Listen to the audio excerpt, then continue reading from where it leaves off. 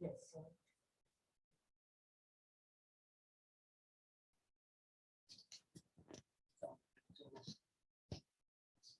So the Rainbow Day launch in December, I think it was, 2019. And then inspired to, we planned to launch it in Queensland at Chenrezig Institute when in June 2020, when the Sakyadhita Australia were holding a mini conference, but of course all those plans went elsewhere. So I'll come back to the actual what has led to this coming about, but it's, you know, really this is about do we welcome all people of all backgrounds and so forth, and not just welcome them, do we make that explicit? So, you know, in thinking about tonight, I thought about the fact that the Buddha, you know, was quite radical at the time of, you know, having been born in India in a very strong caste system, where only those of the Brahmin caste and males of the Brahmin caste typically could get to study and follow a spiritual path and engage in that. And that's what the Buddha was born into. But then when the Buddha actually started teaching, welcomed all beings, all castes.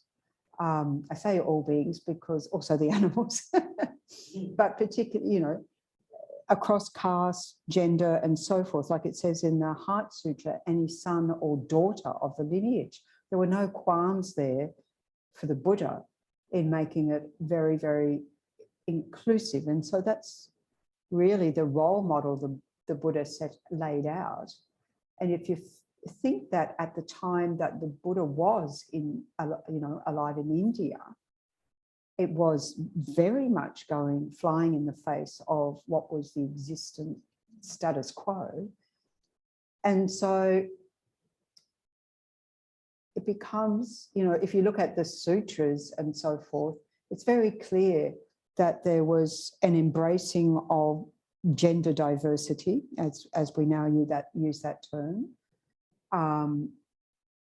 In India at the time, there was an embracing of gender diversity and the fact of people being intersex, you know, having both organs or whatever, or even changing and so forth. So there wasn't any taboos on that sort of, you know, you weren't excluded. And so then I'll just sort of skip forward a few thousand years and say that I know when I first started exploring Buddhism, it was important for me to have these sort of role models and looked for those within the Buddhist world. You know, I was somebody who identified as lesbian, and I wanted to see those, you know, you look for your people, where am I represented in this place, you know, am I welcome, and of course I personally never felt not welcome at all, or never felt any sort of, in terms of sexual orientation, certainly no bias against that, and yet that has historically happened for many people. So for example, when, you know, I was in Sydney Gay and Lesbian Choir from the early 90s up until a couple of years before I ordained, because, or maybe the year before I ordained, because once you ordain, you give up singing and dancing. So I knew those days would be over fairly soon. So I gave it up then. But many people in our choir and had turned away from organised religion, or, you know, certain churches and so forth, because of not being accepted. And even like I was in Sydney, so Metropolitan Community Church, which was, you know, representation of, gender diversity was where people went, Christian or not. It was very much Christian-based church. I don't know if it exists here. I use the excuse I've only been in Perth 5 months. I haven't had time to check a lot of things out. That's true. Anyway, so also I remember this other lesbian friend of mine she'd been to Dharamsala, she'd been to teachings with His Holiness and so forth, very interested in the Buddhist path. But when it came to taking refuge, she said, I can't take refuge. It doesn't allow people like me. And I'm like, well, what do you mean? And we used to have previously these red refuge books in our centres. And this was, I think that conversation was about 2005.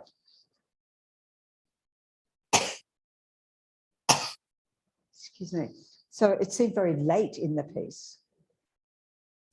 And what it was that where it came to sexual misconduct, what was described as sexual misconduct in that refuge book made reference to using the wrong orifice. And I spoke to a female teacher about this. And first of all, she said, well, it doesn't apply to lesbians. It doesn't apply to women. But she said, research it, find out why it says that. So then eventually I came across an article written for the Buddhist Library newsletter in Sydney. And it was written by Winton Higgins, who is a Buddhist and academic as well. Well, probably retired now. I was thinking, no, I think he's retired now. And it was just this article on this particular understanding that what the Buddha was referring to, and this is where we always have to look at historical context, was the fact of in that time in India, it was about preventing women from being anally raped. Yeah. And that then makes sense, because then that becomes sexual misconduct for sure. That is disrespect of another being's body. But it's not about, because you always come down to the qualm, if two people love each other, no matter what their sexual identity or sexual orientation or anything else, if you've got a loving relationship, surely that's what's important, that there's love there. And so we really have to look at this and see, well, why, how did it come about that it then got interpreted as being a vow about, what you can or can't do. And this didn't, the Buddha didn't really stipulate what one could do in a consensual relationship. So we really have to investigate that history. And of course, and then when, in terms of FPMT in the refuge books, when Lama Zopa Rinpoche heard that people were really concerned and felt like they were excluded, Rinpoche just said, well, just take it out, keep it simple. And so that's why these days it says merely, and when you get teachings about refuge, it says about that breaking that vow is, or having a downfall, is about when you're in a committed relationship, cheating on your partner by going off with someone else, or cheating with someone else to be themselves in a committed relationship, whatever we want to call that relationship. So then you look at, well, of course, why would that be? Because one, two, or more people, depending on how much family is involved, are going to be hurt in that process, no matter what we tell ourselves, And so that's why I said committed relationship, because, we do have this convention that, you can whatever, date and play the field or whatever until you make a commitment. But once you make that commitment, it's like once we take vows, it's heavier to break that once you've made that commitment. And part of that commitment is you sign up for the deal, you know, to stay in a committed relationship. Or if that's going to come to an end by some mutual honest way and not by some dishonest cheating way. But forever is it so, it would seem.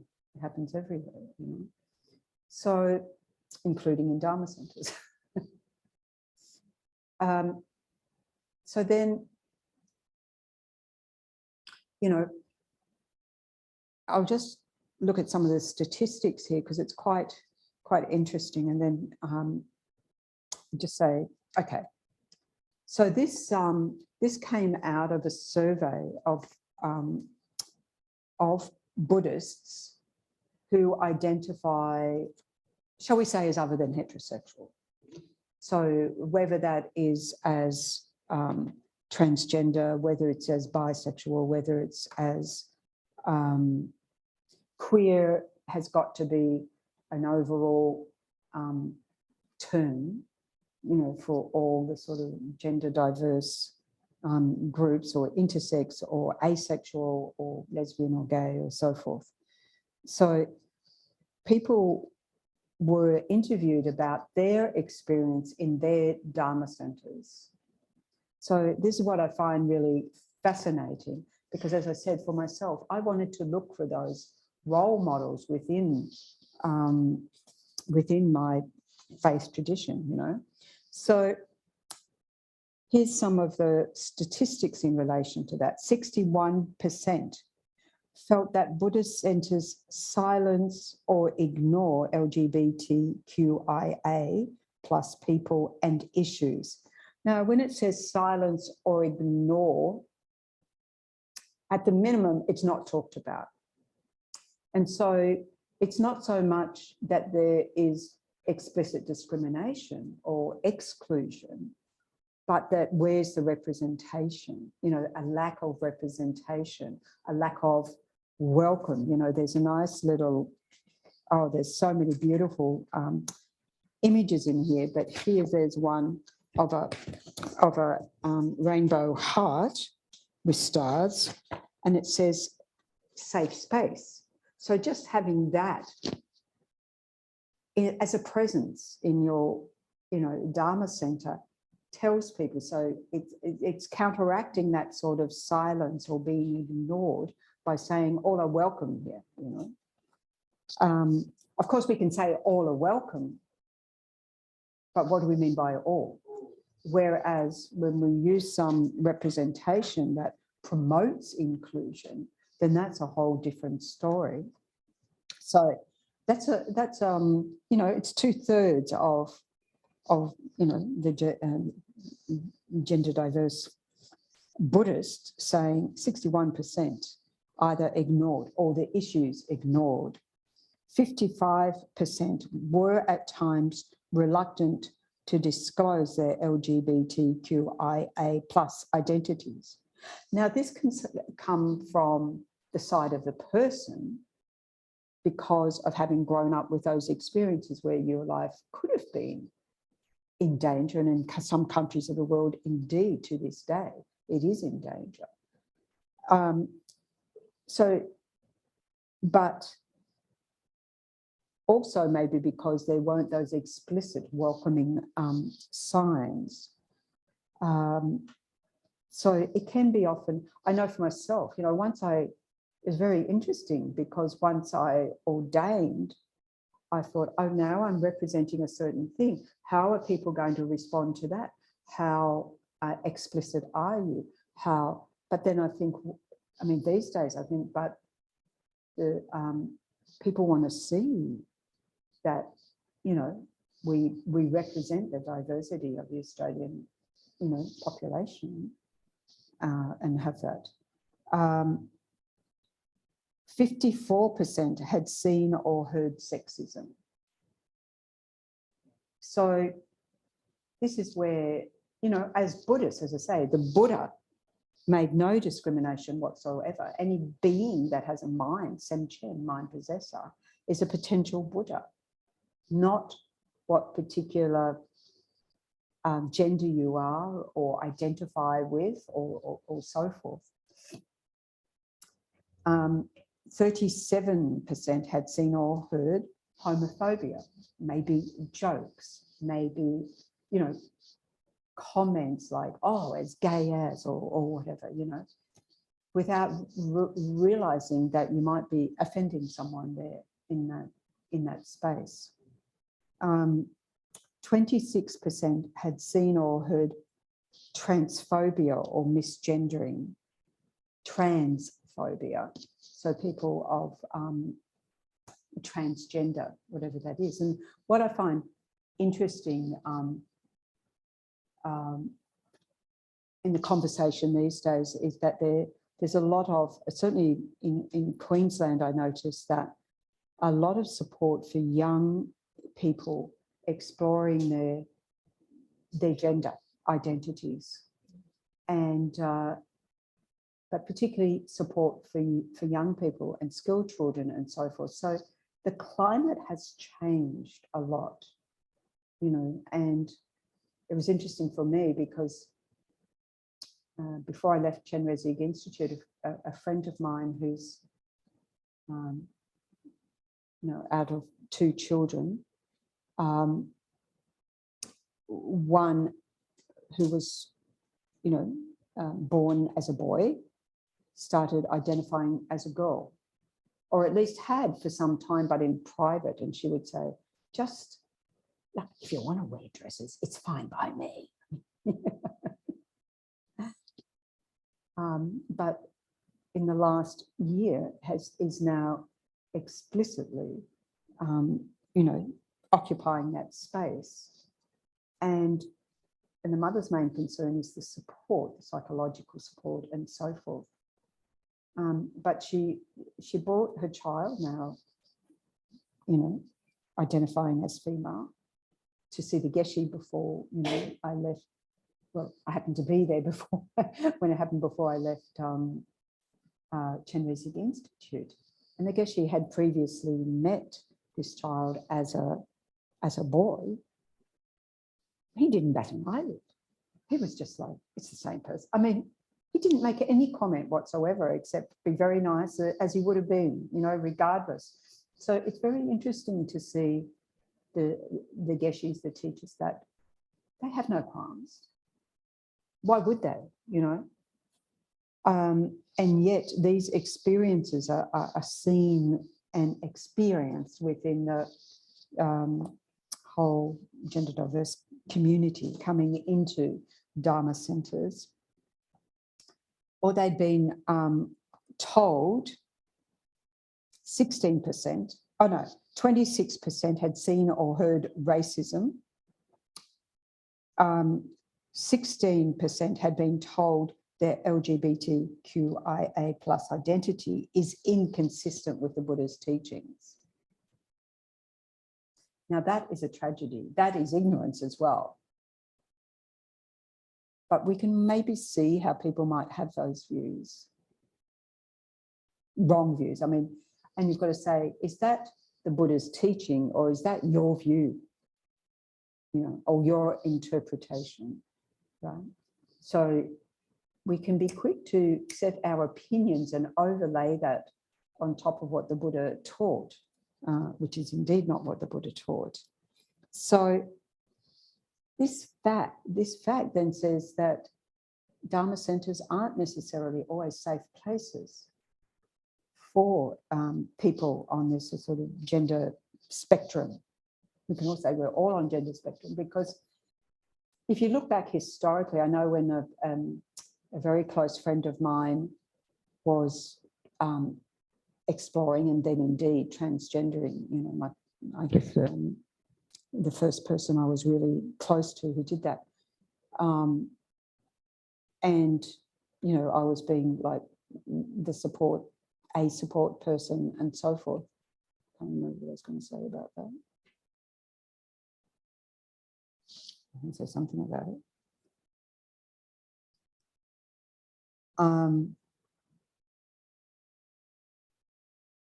Safe places. I can't remember. I can't remember, but there were a lot of like, you know, but what if somebody calls me by the wrong pronoun and they had transgendered from a female to male, presenting as male. And once you have hormone injections and so forth, and you start growing some facial hair, and I'd be just like, well, they're going to look the stupid one if they call you she, because you do not look like a she anymore. But so, you know, but in that process, of course, that can happen. And more recently at the Dharma Centre in Sydney, also one of the workers, a younger member of their family, you know, is identifies as not he or she, but they and them. And, you know, started out by exploring going from female to male, but then said no. And I think there's a lot of this. There's a lot of basically, I am who I am, you know. And so really the people that needed to deal with were the people around, the family around that person, not the person themselves. Anyway, so it's a lot of dealing with, you know, having this acceptance of absolute, not only acceptance, but as it says, welcoming, right? And so, and having pride in that. And that's where, you know, having said that, a lot of people have come to Buddhism because it has that sense of acceptance and welcome, that it doesn't discriminate or as much as some other more, I don't want to say which particular religions, but different religions. But we can also look at how people of different sexual identification and sexual orientation, because it's not necessarily even about whether you have sex or not and who you have it with, but how you as a person identify your gender, gender fluidity. And a lot have contributed to the Buddhist community. So this Rain Bodhi, one of the key people really, you know, running with establishing Rain Bodhi, so is a Theravadan monk, you know. And so as monks and nuns, of course, we don't engage in any sexual activity at all with anybody, but we have to say that doesn't mean that you don't have a certain identity as a human, as that. And, you know, there is that sort of, it could come back as a backlash of some sort of attitude of, oh, well, ultimately there is no male, female, this, that, whatever. But our gender identity is very important meantime in society, isn't it? Absolutely. I mean, it's a crazy thing to say, you know, oh, it doesn't matter because, you know, everything is empty or, you know, whatever, is also maybe, not maybe, but is a sort of misuse of the Buddhist teachings that also excludes people. So, you know, being a supporter, being a spiritual friend is about what it is being a Buddhist. In fact, you know, Lama Zopa Rinpoche, for the translation of Lama, Guru, uses spiritual friend, talks about spiritual friends, but we can see this as our Dharma community, that we are each other's spiritual friends. And in the last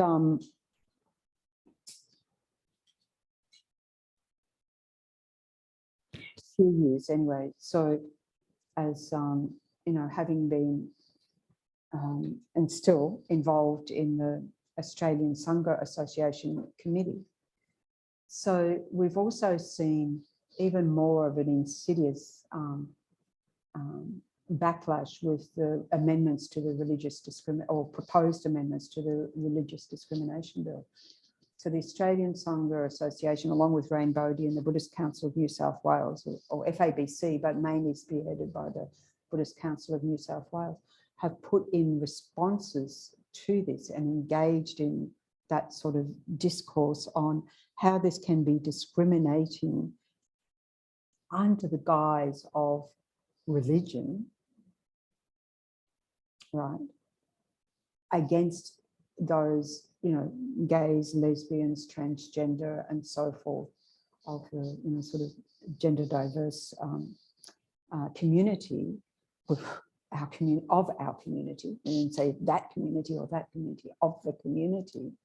And what was heartening was that not only the support of the monks and nuns in Australia, but what was also in the Buddhist councils was that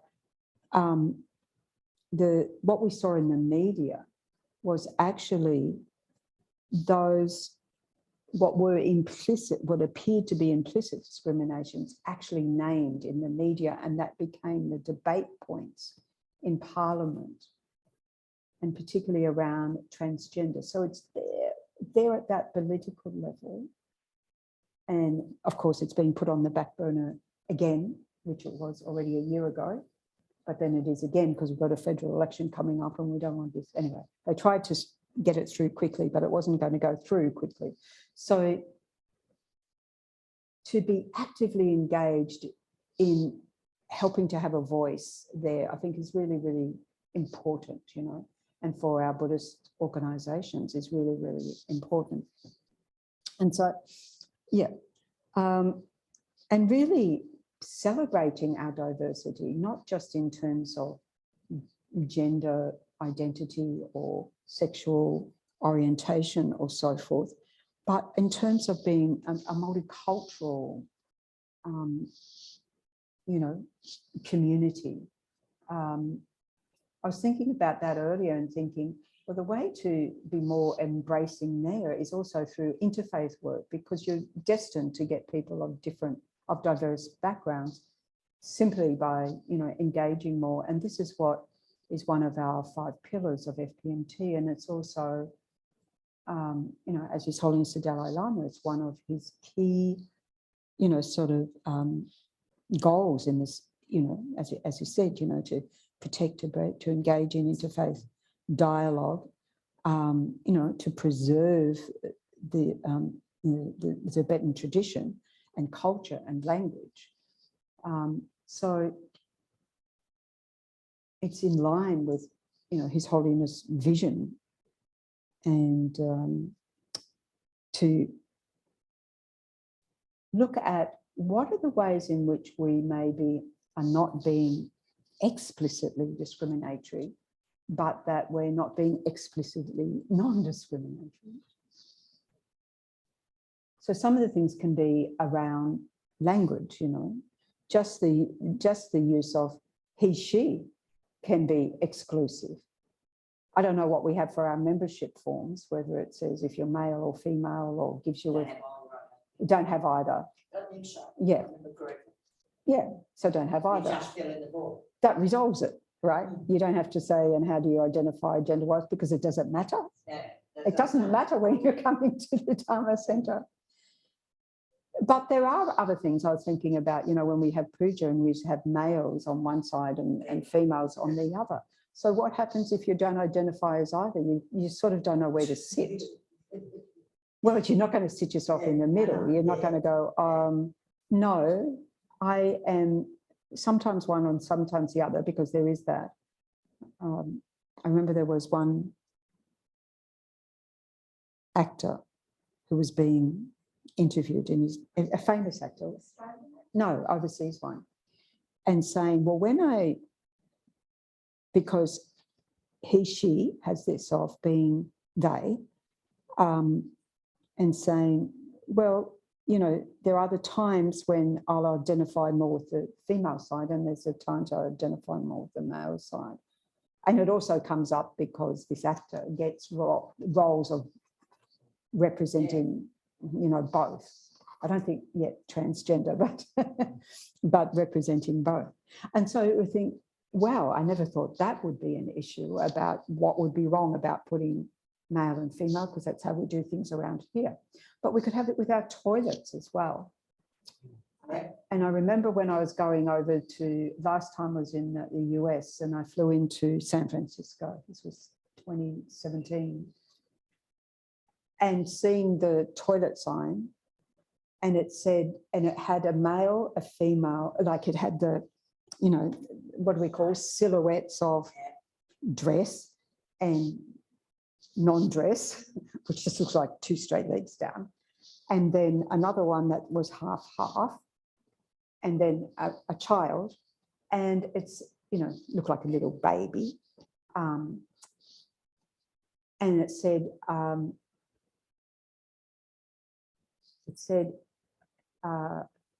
the toilet was open to anyone of any gender identity, or it didn't say orientation, any gender identity. I think it said like that.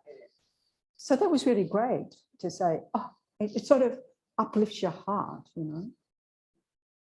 And it's interesting for me because when I ever first went to university in the, you know, early-ish 70s, in the college that I was in, we just made our bathrooms non-gender specific. And it wasn't because of this, it's just like male, female, we're all sharing this college. And it didn't cause any problems, you know. So things like toilets, that could be why male, female. I mean, I don't know, I have never been on the bloke side, so to say, but have been, because when I went to Indonesia on pilgrimage, and I was at the train station, I need to go to the loo, and I was asking someone where the toilet was, and they directed me to the gents because here am I dressed as a monk, right? And so I didn't realize till I was in there where I was. And I thought, oh, that's interesting, because, you know, as being dressed like this, I have sometimes had this, you walk into the women's and they're like, what are you doing? We get called he, and generally I don't care. I don't mind it because we're all supposed to look alike. So I think it's working, you know. If they're not seeing necessarily a female form, fine. You know, sometimes I think, oh, maybe I just have to let them know there are females who are ordained as well. But generally it's like, well, that's fine. Yeah. So, you know, why should it matter what our toilets are? So we can look at our language in terms of inclusion in our language, or at least, do we really have to identify he said, she said?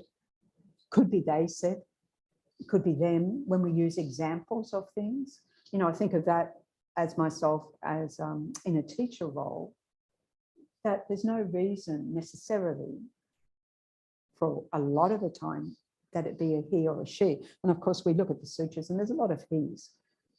And so that's why I find it interesting with the Heart Sutra, any son or daughter of the lineage, because it wasn't explicitly one or the other. So then you think, is that a fault of translation, or, you know, or what's the story here?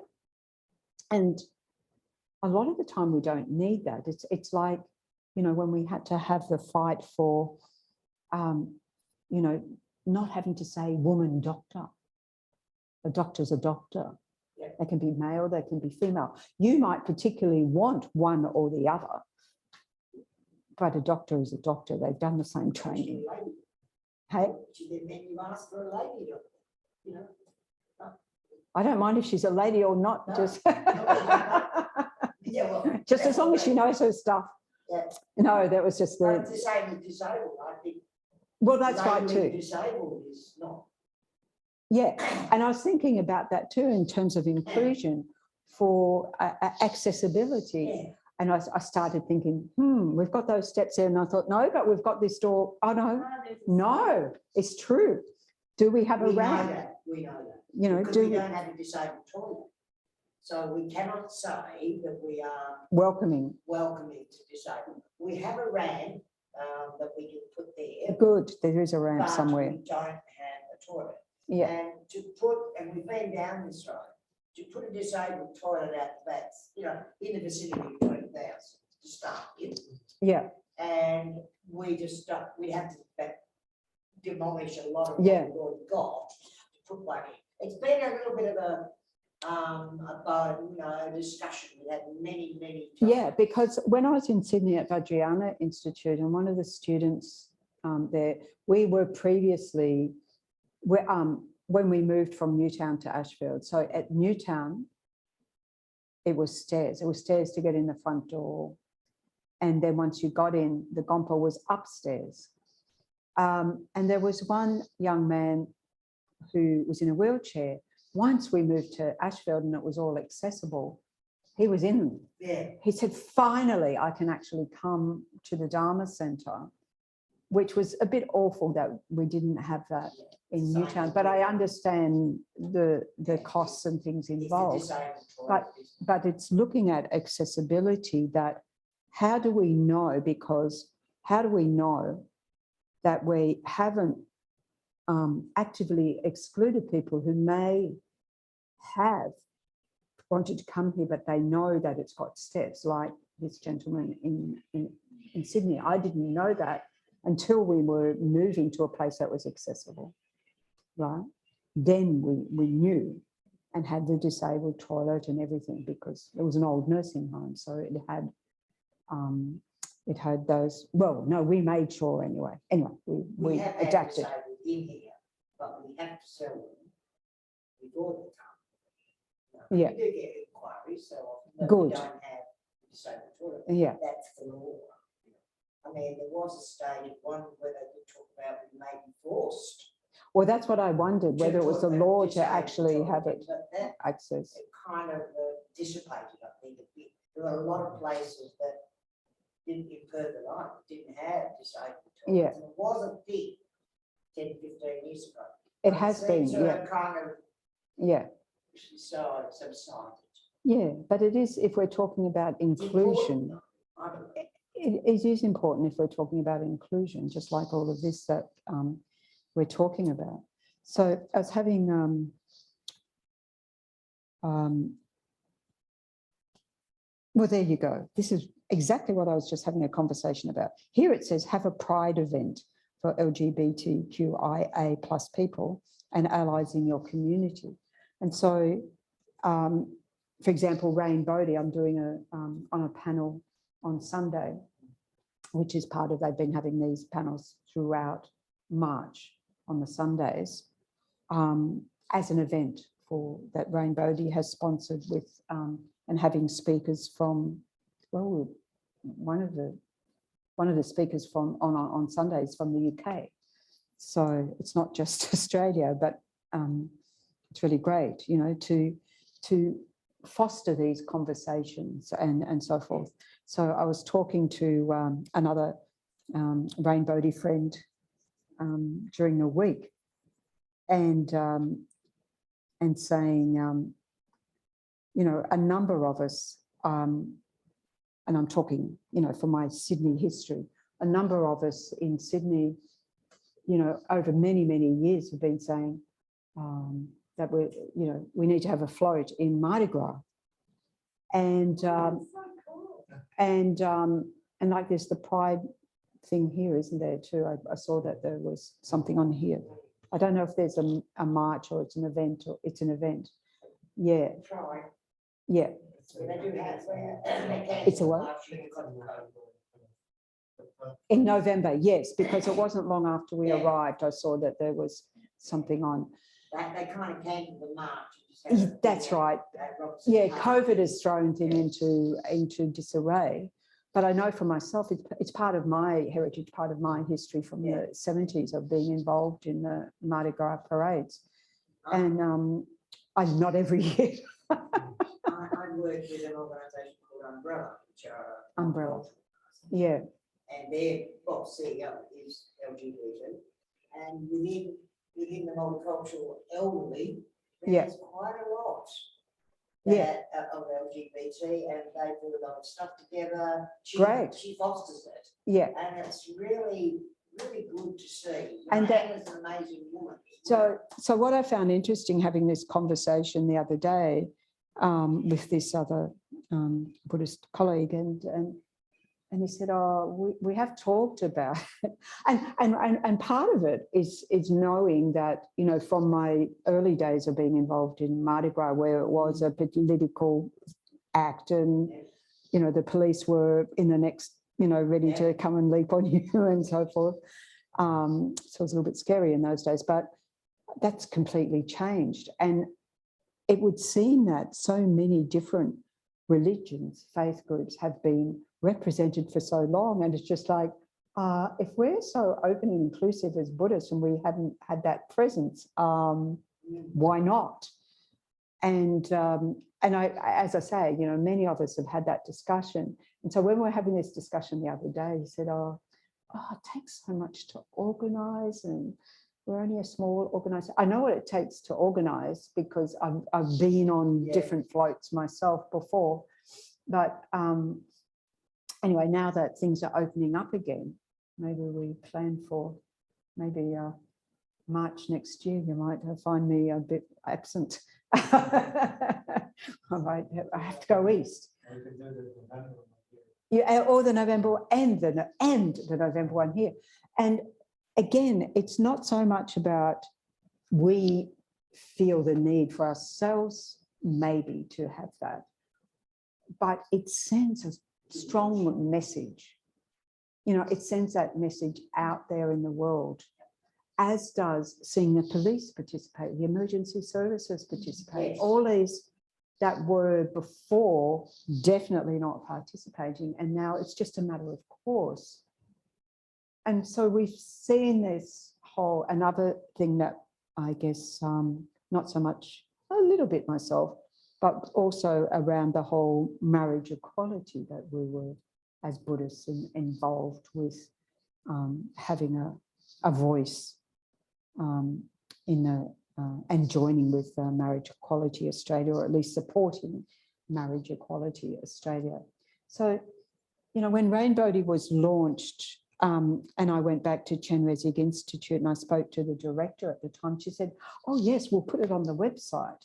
You know, just making it very explicit that here we are. Of course, that didn't happen. And partly it didn't happen, I think, because that event wasn't going to happen. We were going to launch the Queensland branch and right there at Chen Rezig, and it didn't happen. But having that presence in the community, and I think we need to look at ways in which we can be more engaged in the community around this, around here and around there, out there in the broader community, like getting involved with this multicultural umbrella, for example. Yeah, umbrella is a lovely word. I know when we went to gay games in Amsterdam in, when was that? Gay games here was in 2002, I think. Gay games there was the one before, 98, something like that. And we all had umbrellas. Everybody had umbrellas. We were all twirling our rainbow umbrellas. Huh? Anna herself is Polish, and it started off in an organisation for Northern European elderly. Right. Now it encompasses nearly every nationality that you want to. Great. So and one of the very special ones, which I've always had, is the Jewish, the Polish Jews that live in WA. Yeah. And who remember the Holocaust, and they pay respect to all the different organisations' days, like Hanukkah and that with the Jewish. And it's a very inclusive, one of the most inclusive organisations I've ever had to do with. Yeah. It's amazing. And the LGBT side of it as well. Yeah. No, I think I'd be very interested to connecting up with Umbrella and yeah. So there's also the Freedom Centre for Youth. Freedom Centre for Youth. Personally, I don't think I'd qualify as youth, but for youth, yeah, that's great. Is that in Perth? It's in Perth. Yeah, yeah, yeah. Because I think you know, there's so many different areas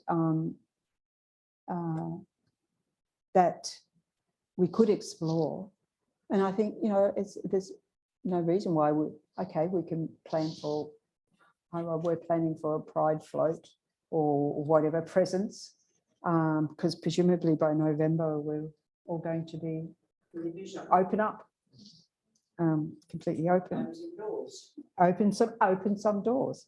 It'll be fun. It's a lot of fun, you know. As we were having this discussion the other day, because I said I watched a little bit of the Sydney Mardi Gras this year, but because of COVID, it was in the showground.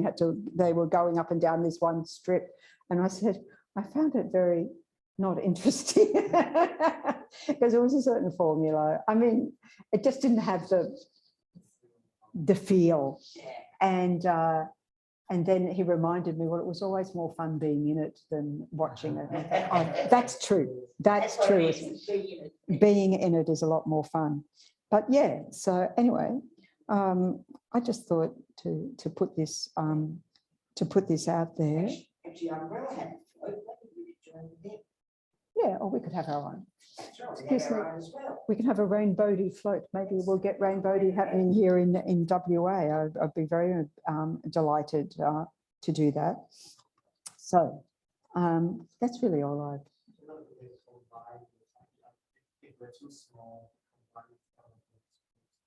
Yeah. Well, Arjun Brahm's on the same committee. We were having this discussion.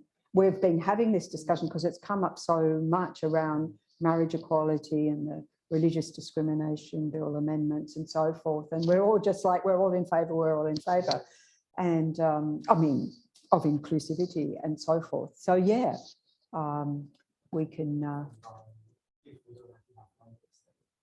well, we just open it up to Buddhists. Yeah, if we say we're going to have a Buddhist float in the Pride March, I think we'll find that we'll have a lot of support coming from different angles. I think that would be just really fantastic. Yeah. Yeah.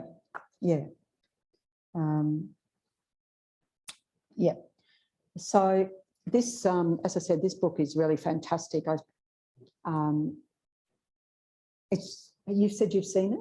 No, because I think I got sent a few copies. So I gave one to Tara Meditation Centre, and maybe we leave one here. I'm not sure, in the library or so forth.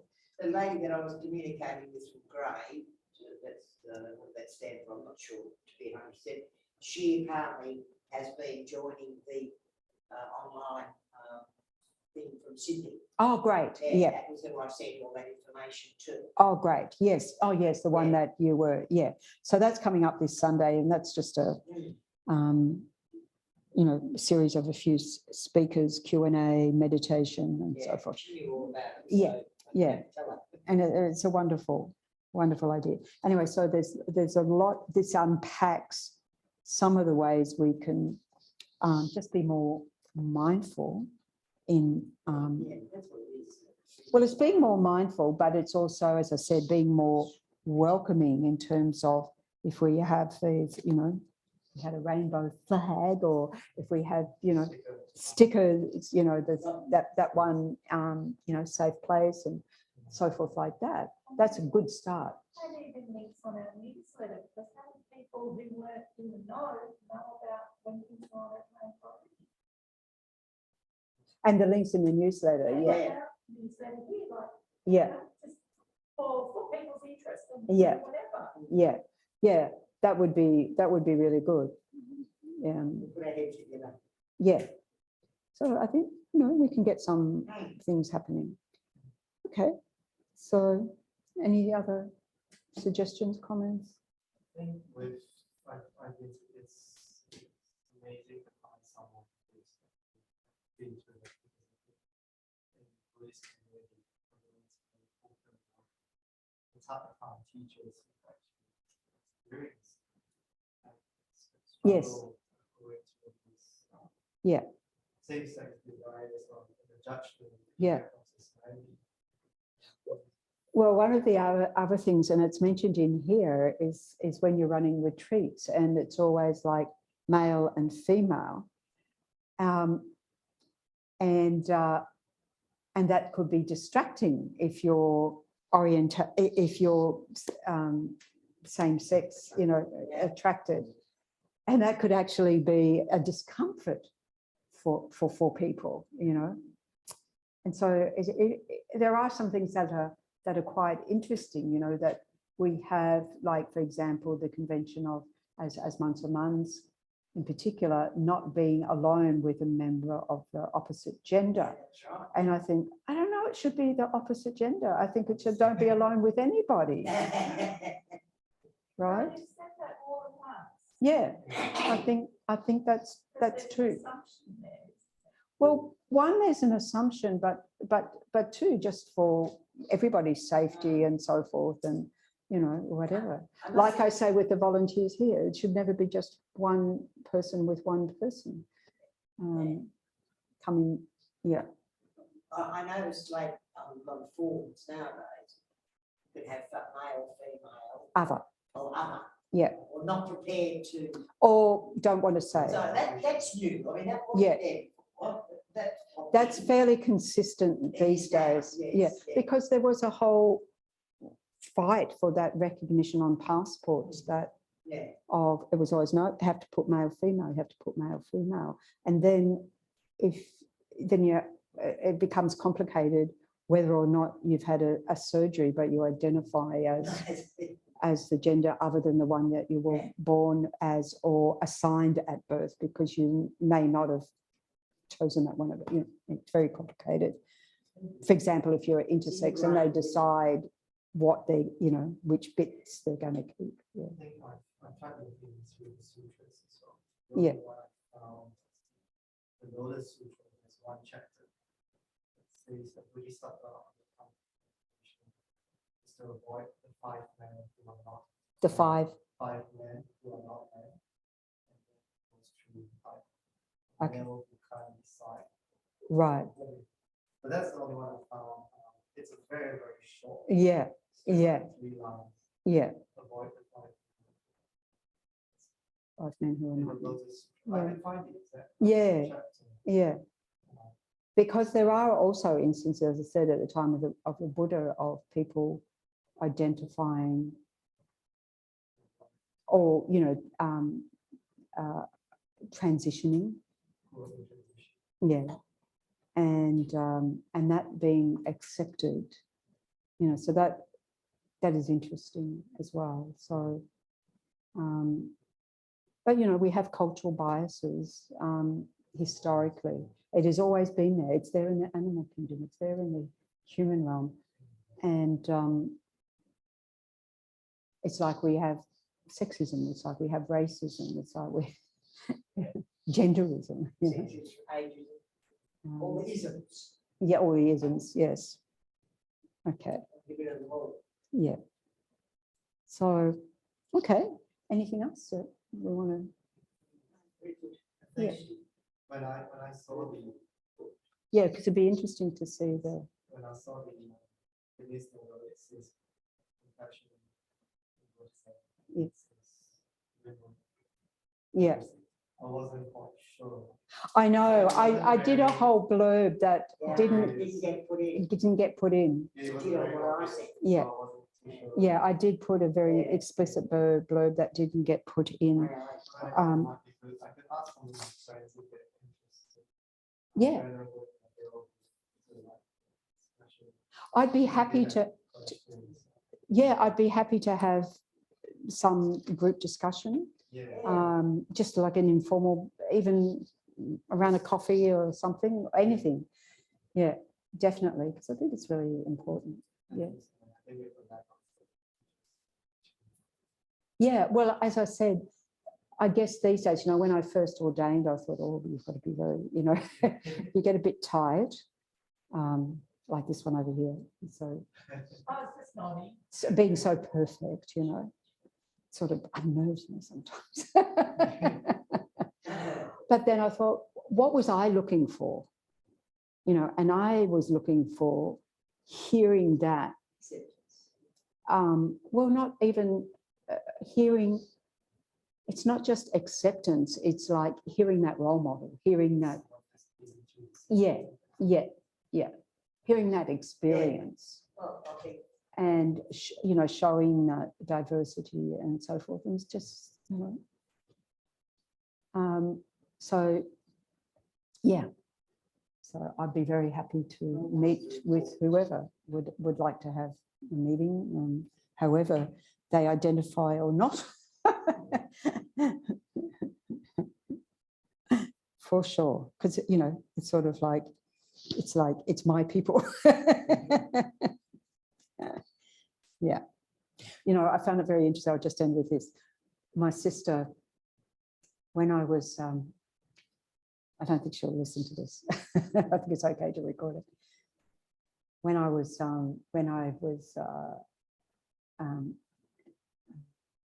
you know, ordaining, and she said, "Oh, phew, now I don't have to explain to my daughter the other thing." And I said, "What's the other thing?" Right? You know, that I'm a lesbian. You know, and that is interesting because subsequently her daughter, we were working together. She helped out on the Dalai Lama's visits and things like that. And we were talking and I spoke about that. And suddenly I wasn't just the cool aunt, I was now the coolest aunt, you know, because her best. Oh, I don't know. But, you know, her I think my sisters move on too, but her, you know, her best friend was, you know, a gay male, you know, and so, you know, suddenly I became a real person to her, I think, and that's what's important. You know. So yeah. All righty. Well, thanks for coming on. Thanks for coming on. Thank you. Thank you. Thank you. Food for thought. Food for thought, and we've got action. I love it that we've got action. I can see we're going to have a wonderful preparation for November and some conversations in the meantime.